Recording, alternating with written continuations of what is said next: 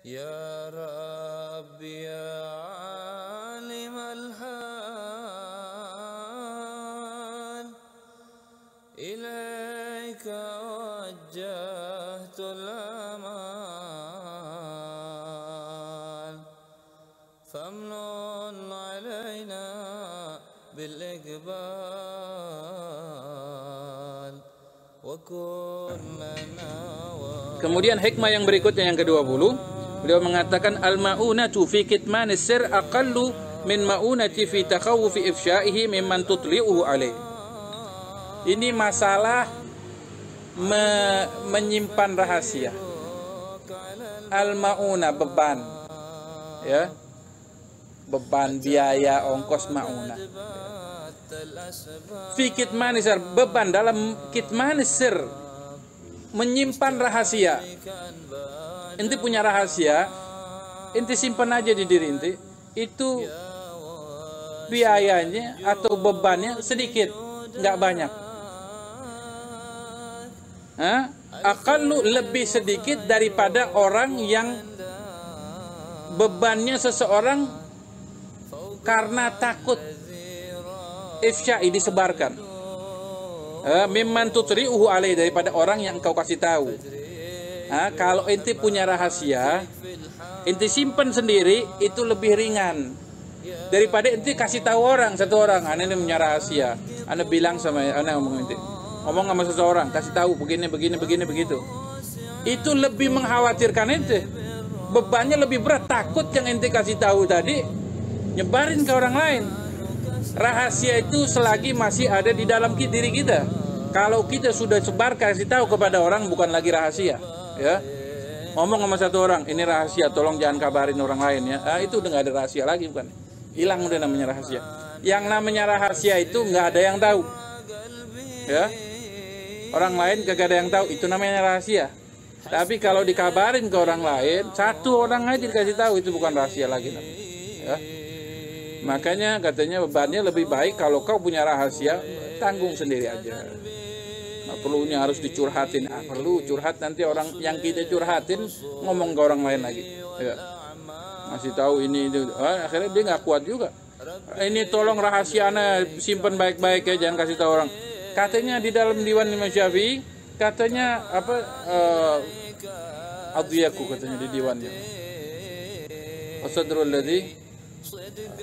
Katanya kalau diri kamu nggak bisa menyimpan rahasia kamu sendiri, maka dirinya orang lain, hatinya orang lain lebih tidak sanggup lagi untuk menyimpan rahasia kamu.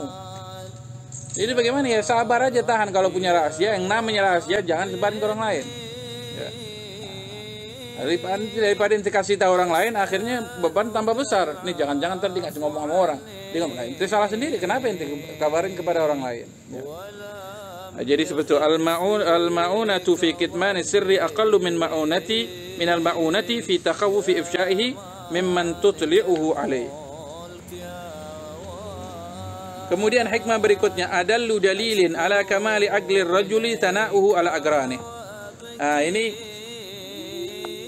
Ini tandanya. Berikutnya adalah adallu dalilin ala kamalil aql. Bukti yang paling kuat untuk menunjukkan bahwa akalnya seseorang itu sempurna, ya, akalnya sempurna. Apa? Sana'uhu ala agrani. Dia memuji kawan-kawannya, teman-temannya, orang-orang yang selevel dengan dia, selecting dengan dia, ya. Masya Allah, ada kawannya yang mungkin satu angkatan, yang satu satu level, satu kelas itu, dibilang dipuji-puji. Masya Allah, fulan begini, fulan begitu, fulan begini, fulan. Dipuji teman-temannya. Ini berarti dia orang yang sempurna. Karena ada orang-orang yang nggak mau uji, dia mas level mana, apalagi di bawahnya, nggak lagi. Siapa dia? Ana lebih begini. Dia begini, dia begitu. Kebanyakan orang seperti itu. Nggak usah yang selevel, nggak usah yang di bawahnya dia, yang selevel aja kadang-kadang begitu juga dijelekin orang. Oh dia begini, dia begitu, dia begini, dia begitu. Oh bulan yang Nah, ini kebanyakan malah orang-orang yang mengemban ilmu yang punya seperti ini, yang kadang-kadang nggak mau memuji satu sama lain. Ya, ada juga menjatuhkan.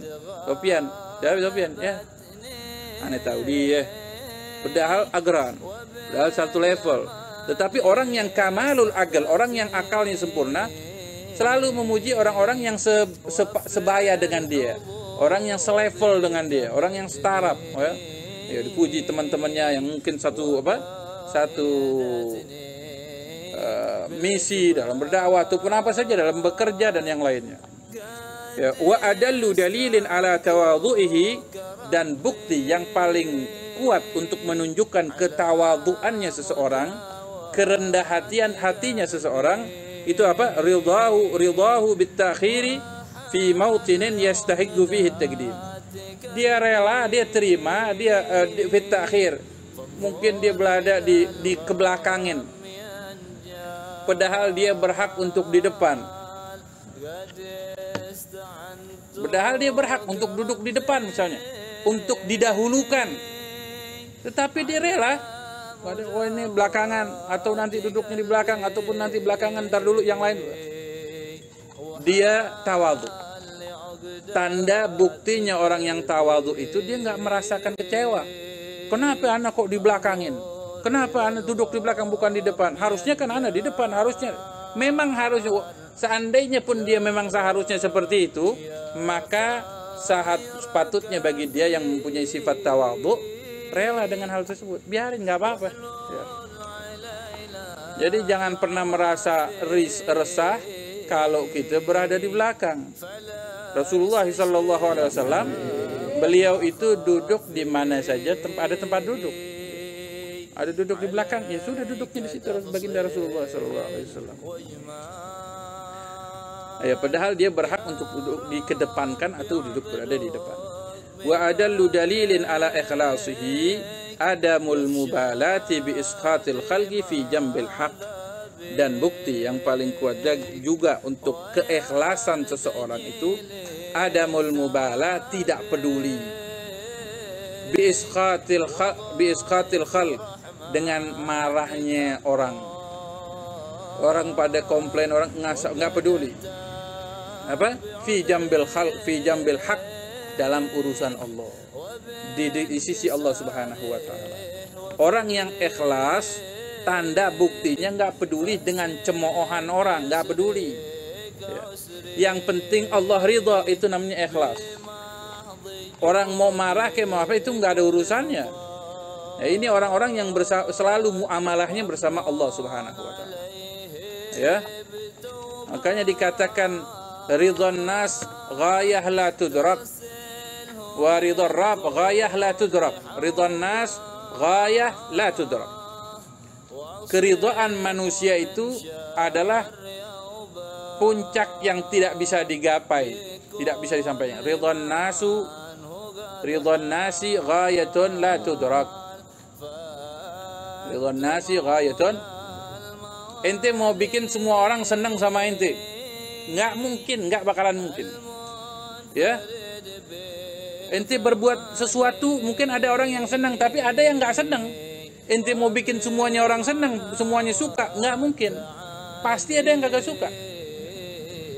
Seperti diceritakan ada seorang bapak yang sedang jalan sama anaknya, bawa keledai, tahu himar, ya. Pertama, ayo nak, dia mau, ini bapak mau ngajarin anaknya, mau didik anaknya, agar kita, kata anaknya, mau ngajarin kepada anaknya, jangan kau dengerin omongan orang. Kalau inti berjalan hidup dengan mendengarkan ocehannya orang lain, hidup inti nggak bakalan tenang. Ayo kita jalan. Pertama dia berjalan, itu keledai kagak dinaikin, dua-duanya jalan. Iya, keledainya jalan, sang bapak sama anaknya juga jalan juga, nenteng si keledai. Ada yang ngoceh itu punya keledai kok nggak dinaikin, bodoh banget. Buat apa punya keledai, dituntun aja. Itu kan tunggangan, harusnya naikin aja. Satu sudah sekali dengan. Ayo sekarang gantian. Bapaknya yang naik, anaknya jalan nuntun. Lewat lagi di pasar. Ada lagi yang ngoceh. Bapak nggak tahu diri. Ya. Anaknya disuruh jalan, dianya naik ke keledai. Itu lagi omongan begitu. Udah. Habis gitu sekarang gantian. Sang anak jalan, sang anak naik keledai, sang bapaknya yang jalan nuntun. Begitu di depan orang lain lagi, jalan lagi, ada lagi yang ngoceh. Bilang anak kurang ajar, bapaknya disuruh nuntun. Dianya enak-enakan naik tuh keledai. Nggak ada otaknya nih anak. Udah. Sekarang bagaimana ya? Udah. Sekarang kita naik berdua. Sang bapak sama sang anak naik tuh keledai. Jalan lagi depan orang lagi. Dia bilang apa? Ada lagi yang ngoceh lagi. Ini orang kagak ada kasih sayangnya sama binatang. Masa dia naik berdua? Kesian banget tuh keledai dinaikin 2 orang. Sampai selesai. Udah. Ini katanya bapaknya. Kata bapaknya mau ngajarin. Inti kalau mau dengerin omongannya orang nggak bakalan selesai. Inti berbuat apa aja pasti ada yang komplain. Pasti ada yang nggak seneng. Pokoknya inti lakukan sesuatu yang inti pikir baik, Allah senang, udah selesai. Kalau inti mikirin omongan-omongan orang nggak ada habisnya. Ya, wah nanti orang ngomong begini, ntar orang begitu ya, udah nggak bakalan maju inti.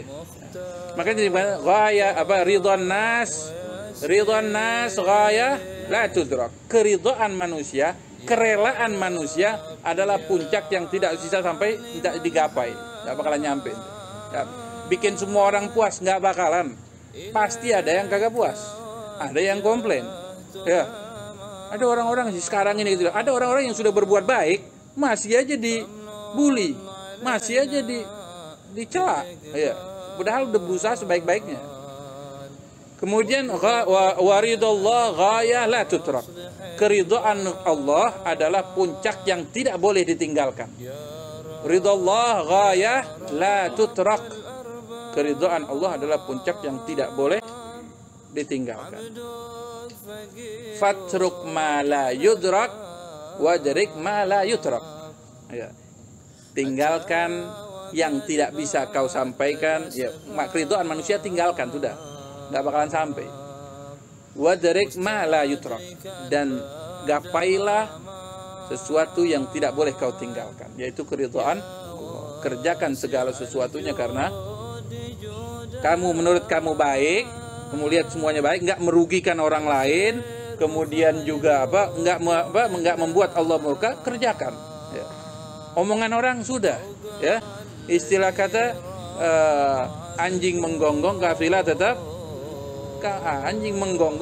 tetap berlalu. Jangan didengerin anjing menggonggong, mau dibalas gonggong, jangan. Sudah. Jalan aja terus. Ya, tinggalkan semuanya. Tamam. Ad-dunya syun.